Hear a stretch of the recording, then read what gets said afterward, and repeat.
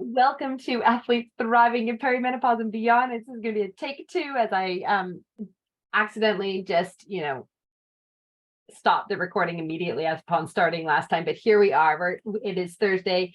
And today, my name is Tennille Hoogland. I am a coach with Tennille Hoogland Applied Athletics and the team Element race team. And boy, have we been having some seriously awesome success at the races and at events, and just generally having some incredible consistency all summer long as we show up fully for ourselves and able to just radiate amazing energy out into the world because we get to show up for ourselves. So what are we talking about today? We're talking about your questions, and it was inspired by a recent member of the Athletes Thriving group who commented. I asked her, I'm like, what is it that you really hope to get out? And she mentioned, I want to get most out of exercise without injury, and I'm going to add the burnout. And I went back and I was looking at, when you come into the group, you answer some questions, and I was looking back at all these questions, and again and again and again, this is really what comes up is, I'm feeling fatigued. How do I do this? How do I balance? What do I need to do in perimenopause, in the beyond, to keep going, to avoid injury, to feel like I'm motivated. And also, how do I, this person also asked, how do I best sustain my muscle mass? What is it about recovery times? And so I'm gonna touch on these things. Of course, I'm keeping this short and to the point because it's called What's the Point? But I think that one thing I just really want to point out is that where I come, how I coach, and what's really important to me in working with my athletes is that we always look at it from an integrated point of view. And so the very first step in identifying or trying to figure out how do we do this, I think we have to ask ourselves a really tough question and saying, what is it that we actually want to do? And then also look at, how does it fit into the other priorities of our lives? And this is a real, before we get going, you have to really step back and say, okay, this is who I want to be. I can see myself as athlete. I see myself as athletic. And then we create this goal. I'm going to put this out there. And maybe that's just that if I just put out that goal, if I just sign up for that thing, then maybe I'll start living into that way of being. And then we just we start going. And then it's just like all the things that had kept us from doing the things, like being able to do it before, kind of is coming to a head. It's just like, I'm feeling tired. I don't know how to balance. I like all those things will just keep on coming up. So it's not about necessarily setting the goal, although that can be very motivating. It's actually about coming into the whole big picture and saying, all right, what underneath this goal is really important to me? What underneath all of these things that I'm trying to do and how I'm wanting to be is important. So we start from there, and then we can move into the stuff to do. But really, it's shifting into our mindset and being like, okay, if this is how I want to be, this is how I can be consistent with that. So coming back to the question, how do I get most out of exercise without injury? And I'm going to go through it from a nutrition, training, and recovery standpoint. So we know that in order to show up fully for our training, we have to have a very good understanding of how energy is used and what we need to be able to show up. And so how to get the most out of my training, first thing, fuel for your training. And we have used this analogy in the past. If we want to go to intensity, we first have to light the fire. How do we light the fire? We light the fire with carbohydrates. Once the fire is burning, we need to keep the fire going, right? So think of the fire as the carbohydrates, like the match is like, okay, we're going to get some carbohydrates. Paper is carbohydrates, but we don't want to add too much paper, just rely on the paper, because we know what happens if we're always using paper. It's just going to be like an exhausting process of trying to fuel the fire. No, we always are wanting to try to get into that utilizing our beautiful fat source. It's never one or the other, right? Like when we think about exercise, we're not just using one or the other. We're not just using carbohydrates or fat. It's always in, it's like, the percentage of it, right? So we've got to understand something there around what is it? How do we fuel for the training that we're going to do? That's one thing. We want to think about it in terms of our timing, our nutritional timing. When are we doing it? How are we recovering from it? So I'm going to keep repeating the question, how to get the most out of our exercise. Well, it's not just about doing the thing. It's also about how we are recovering from the thing of doing. And that is bringing up a couple of things. From a nutritional standpoint, is making sure that we are fueling our body with the protein to ensure that we're recovering fully. We're adapting to the stress. This is part of how do we actually, get strong, stay strong, deal with the oxidative stress that we just created. So then we think, okay, so now that I know that I'm fueling, how is it that I am recovering from it?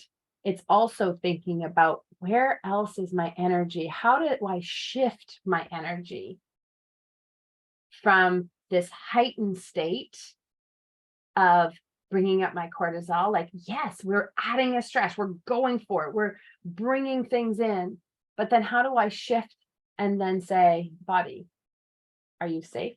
Yes, I'm safe. You can recover now. It's actually being very intentional about bringing that into your body and literally saying, you are safe. You can come into the energy of repair. You can come into the energy of recovery. You can come into the energy of nourishment, because then your body will respond in that way. Otherwise, it's still going right through the stress cycle. It's still like, what else do I need to be aware of? What else is going on? How can I serve? What do I need to do? You want to calm that, right?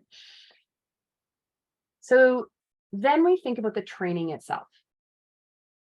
And in this way, it was also about muscle mass, right? We know that as in perimenopause, our estrogen is, decreasing, and postmenopause, it's just not, and that's estradiol. And so we want to make sure we use it or lose it. So how do we make sure that we're using it? Oh, we have to get intentional. And this is really, really where the work can get done. And this is what I'm just having so much fun with, in supporting my athletes to understand what is intensity. What we talk about high intensity interval training. And so the question I asked yesterday was, do you do it year round? And, the question, well, should I? Like, is this important? And again, it's interesting, because how are we utilizing high intensity interval training? And how do we think about it as a tool? So high intensity interval training is doing something like 20 seconds on, 10 seconds off. And it's going, some define it as going to 170% of your VO2 max, recovering, going again. And what is it how do we stack that? Is it, is this above threshold? Like how is it that we're doing all these things? If I had to simplify it for people, are you getting your heart rate up? Like, are you really pushing into a hard pace? Because think about what the point is here. You are pushing, you're getting that heart, that muscle of your heart to work very, very hard. You're making and thinking about your arteries and your veins, and they're pushing through the blood. They're keeping pliable because they need to, because they're getting this force, this mass of blood rushing through right into your legs.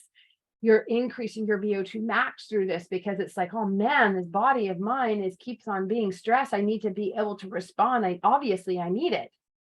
And so the point is that we want to be intentional about getting to that level of intensity.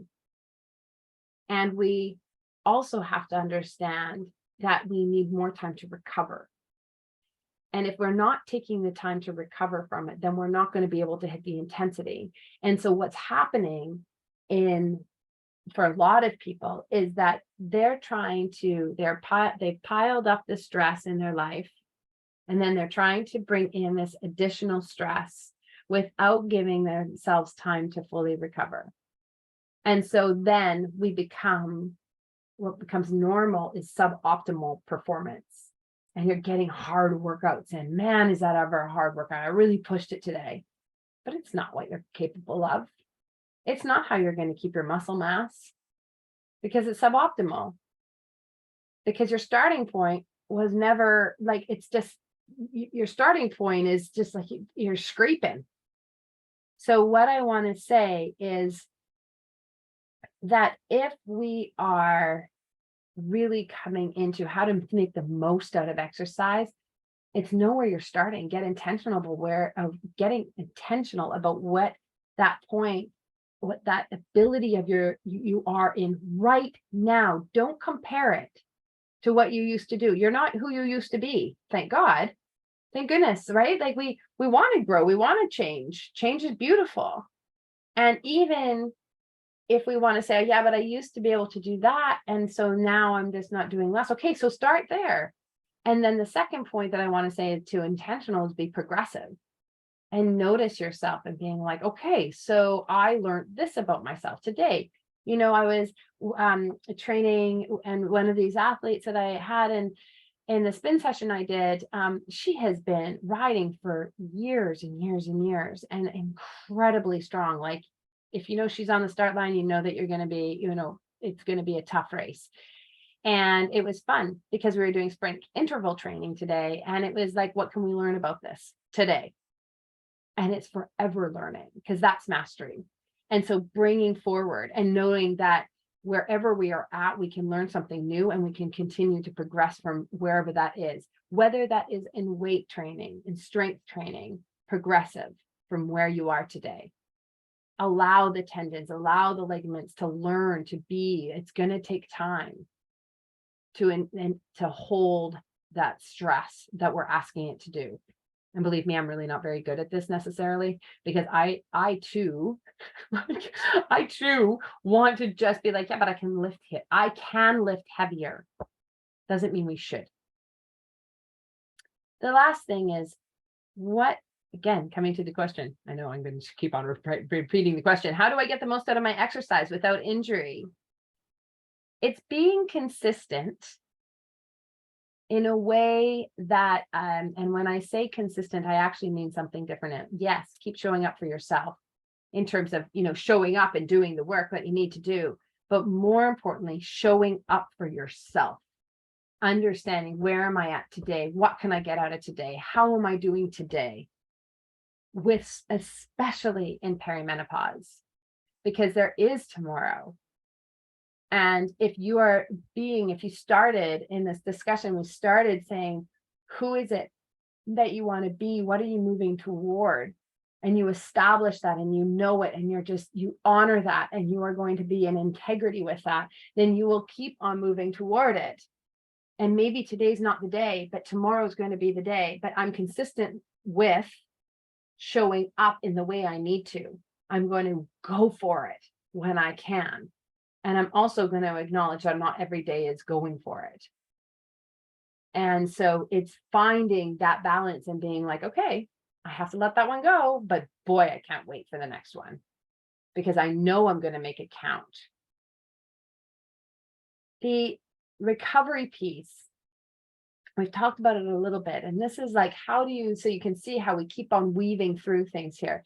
The recovery piece that I would just want to really affirm here is it's based on the intention of our training, right? I mentioned that we need more time to recover from intensity sessions. Take more time to recover from intensity sessions, because then you hit the intensity in order to actually keep the muscle mass. More is not better with you when it comes to intensity sessions.